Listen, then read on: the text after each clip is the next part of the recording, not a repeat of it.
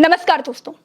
उधर पहलगाम में दरिंदे आतंकवादियों ने 28 लोगों की हत्या की और इधर देश में भाजपा हिंदू मुसलमान वाले नफरती पोस्ट करने लगी। जो काम आतंकी आधा अधूरा करके गए थे उसे इस देश का गोदी मीडिया अंजाम तक पहुंचाने लगा। दोस्तों, ये समझने की जरूरत है कि आतंकियों ने धर्म पूछकर मारा ही इसीलिए क्योंकि उनको 28 लोगों की जान ही नहीं लेनी थी, बल्कि 150 करोड़ लोगों के बीच नफरत की खाई भी खोदनी थी। आधा काम पाकिस्तान से आए दरिंदों ने कर दिया और बाकी का आधा काम गोदी मीडिया और भाजपा कर रही है। आप सोचिए, बतौर गोदी मीडिया आतंकी हत्या करते समय कुछ लोगों को कहकर गए कि तुमको नहीं मार रहे हैं, जाकर मोदी को बता देना। इसमें किसका फायदा है, गोदी मीडिया का, आतंकवादियों का या किसी और का? असली खेल ही धर्म देखकर मारा इसे प्रचारित करने में है। अरे गिद्ध भी शरीर को लाश बनने के बाद गोश्त के ऊपर मंडराना शुरू करते हैं, लेकिन भाजपा ने हमला होते ही हिंदू और मुसलमान का एजेंडा सेट करना शुरू कर दिया। अपने मरे हुए पति के बगल में बैठकर विलाप करती पत्नी का कार्टून पोस्टर पर अपनी राजनीति के लिए दरिंदे भी इस्तेमाल नहीं करते। कितनी ही पत्नियों की मांग का सुहाग चला गया, कितने ही बच्चे यतीम हो गए, लेकिन भाजपा को सिर्फ अपना राजनीतिक फायदा दिखाई दे रहा है।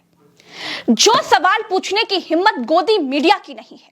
आतंकियों के हाथों मारे गए मेरे भाइयों के लिए मैं अमित शाह और मोदी से सवाल करती हूं, आतंकी कश्मीर के भीतर घुसे कैसे? क्या नोटबंदी से आतंकवादियों को कोई फर्क नहीं पड़ा? आतंकियों के पास बंदूकें कहां से आई?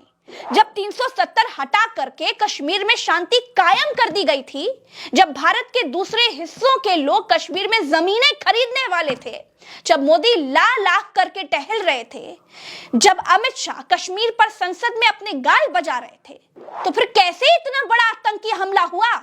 कैसे हुआ? टीआरएफ के आतंकियों ने हमला करने की जिम्मेदारी ले ली, लेकिन सरकार में वो कौन जिम्मेदार है जो हमला रोकने में नाकाम रहे? 28 भारतीयों की सुरक्षा की जिम्मेदारी किसकी थी? क्या नरेंद्र मोदी इस्तीफा देंगे? क्या गृह मंत्री अमित शाह इस्तीफा देंगे? क्या राजनाथ सिंह इस्तीफा देंगे? कोई शर्म नहीं है इन लोगों में। सब कुर्सी के गुलाम हैं, कुर्सी के लालची हैं। इनकी पार्टी हमले के पीछे छिपकर हिंदू मुसलमान करने चली है। बता रही है कि देखा, जाति पूछकर नहीं मारा, धर्म पूछकर मारा। अब एक सवाल और पूछूंगी और उसका सही उत्तर अपने मन को दीजिएगा। आतंकियों ने धर्म पूछकर 28 लोगों को मार दिया। जिन लोगों ने कलमा नहीं पढ़ा उनको मार दिया। लोगों की पैंट उतरवा कर देखी, जिनका खतना नहीं हुआ था उनको मार दिया। मुसलमान आतंकियों ने हिंदुओं को मार दिया। गोदी मीडिया से बार बार यह प्रचारित करवाने में किसका फायदा है? कि आतंकियों का, किसी और का? पहलगाम हमले का किसी कश्मीरी मुसलमान ने सपोर्ट नहीं किया। भाजपा ने अपने ट्विटर हैंडल से आपको यह नहीं बताया, ना ही गोदी मीडिया आपको यह बता रहा है। आतंकवादियों का जब हमला हुआ तो नजाकत अली नाम के एक व्यापारी ने, जो कि मुसलमान था, उसने 11 सैलानियों की जान बचाई। क्या गोदी मीडिया ने आपको यह बताया?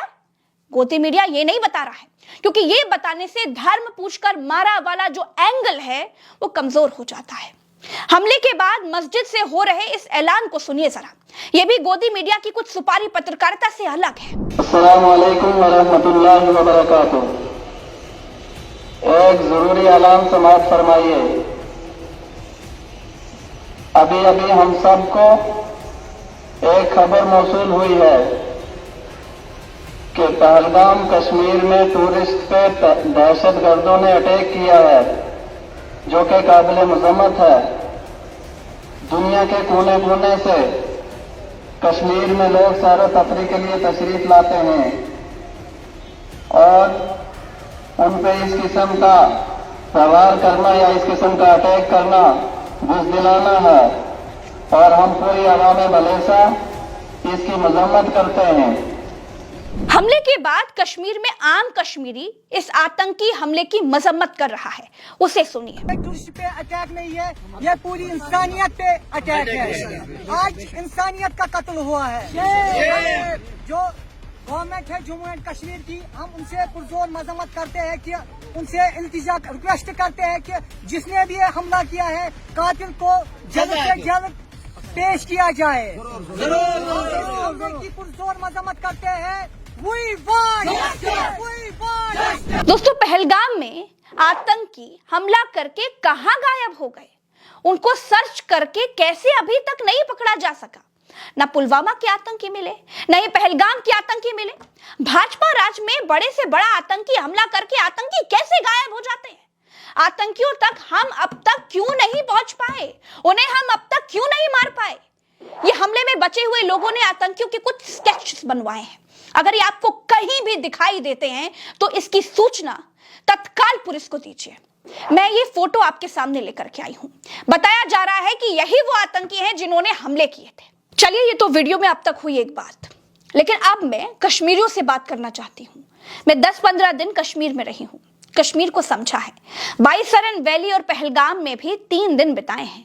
मैंने वहां मोहब्बत भी पाई और नफरत का नासूर भी अपनी आंखों से देखा है। इसीलिए अब सुनिए दूसरी बात। कश्मीर के पहलगाम में जो आतंकी हमला करने आए वो बिना किसी लोकल सपोर्ट के पहलगाम तक नहीं पहुंचे होंगे। कश्मीर में आम लोगों का कुछ हिस्सा आतंकियों को अपना हीरो मानता है। आतंकियों को यह भरोसा होता है कि वो कश्मीरी लोगों के बीच बंदूक लेकर आराम से घूम सकते हैं। 28 लोगों की मौत की जितनी जिम्मेदार भाजपा सरकार है, उतनी ही जिम्मेदार कश्मीर के वो कुछ लोग भी हैं। कश्मीर के लोगों की रोजी रोटी सिर्फ कहवा बेचकर, डल झील में नाव चलाकर या केसर बेचकर या सेब बेचकर के ही नहीं चलती है। कश्मीर पर्यटकों की आमद से चलती है। याद रखिए, स्वर्ग कितना भी सुंदर हो, अगर उसकी सुंदरता देखने वाले, उसका बखान करने वाले नहीं होंगे तो वो सुंदरता किसी काम की नहीं होगी।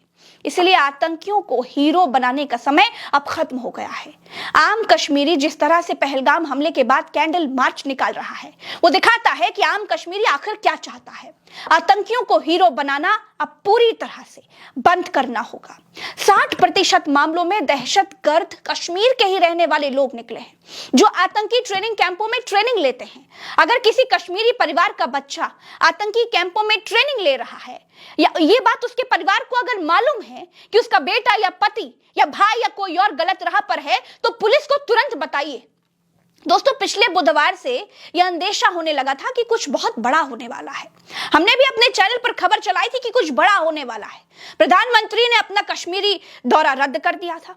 मोदी राष्ट्रपति से मुलाकात कर रहे थे। कश्मीर के राज्यपाल दिल्ली में थे। गृह मंत्री अमित शाह, रक्षा मंत्री राजनाथ सिंह, स्वास्थ्य मंत्री नड्डा की, इन सब की मोदी के साथ मीटिंग्स चल रही थी।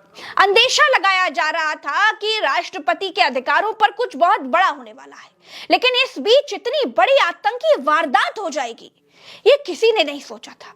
अब बहुत हो गया। मोदी अगर अब भी लाल आंखें दिखाने में सक्षम हैं, तो इन आतंकी कुत्तों को कुत्तों की मौत मारना चाहिए और भविष्य में कोई आतंकी हमला करने की सोच भी ना सके, इसका पुख्ता इंतजाम करना चाहिए। लेकिन अब तक भाजपा की तरफ से जायजा लेने और पहलगाम हमले के बाद हिंदू मुसलमान करने के अलावा कुछ किया नहीं गया है। 5 तारीख को वक्फ कानून पर सुप्रीम कोर्ट में सुनवाई है। क्या इस हमले में धर्म पूछकर गोली मारने वाली बातों का वक्फ के फैसले पर कोई प्रभाव पड़ेगा? सवाल ये भी है। आज गोदी मीडिया बहुत सारे लोगों से सवाल पूछवा रही है कि हर आतंकी मुसलमान ही क्यों होता है? आतंकवाद का एक ही धर्म होता है। तो मैं इसका जवाब भी देना चाहूंगी। हर आतंकी मुसलमान इसलिए होता है क्योंकि आतंक की खेती करने वाला देश ही मुस्लिम देश है। जिस कश्मीर को पाकिस्तान हमसे अलग करना चाहता है, उस कश्मीर में बहुसंख्यक मुस्लिम हैं। मुस्लिमों के बच्चों को बहकाकर हाथ में हथियार पकड़ाए जाते हैं। पाकिस्तान कायर है, डरपोक है, बुज़दिल है। अगर हिम्मत है कश्मीर को भारत से छीनने की, तो आमने सामने की लड़ाई लड़े, लेकिन वो नपुंसकों की तरह मुस्लिम नौजवानों के पीछे छिपता है। अब एक ही रास्ता है, आतंकियों को चुन चुन कर खत्म किया जाए। पहलगाम के जिस बाईसरन वैली में आतंकियों ने हमला करके 28 लोगों की जान ले ली, उन्हें मौत के घाट उतार दिया, उस वैली में आमतौर पर सेना की तैनाती नहीं रहती है। वैसे तो कश्मीर की सड़कों पर आपको जगह जगह पर सैनिक खड़े दिखाई देंगे, लेकिन पहलगाम की बाईसरन वैली में सैनिक नहीं होते। बाईसरन वैली जाने के लिए पहलगाम से घोड़े करने पड़ते हैं। बाईसरन वैली जाने के लिए कोई सड़क नहीं है। पहलगाम में आरू वैली, बेताब वैली, कई सारी घास और नदियों से भरी हुई खूबसूरत वैलियां हैं। यह आतंकी हमला कश्मीर के टूरिज्म को जड़ से हिला देगा।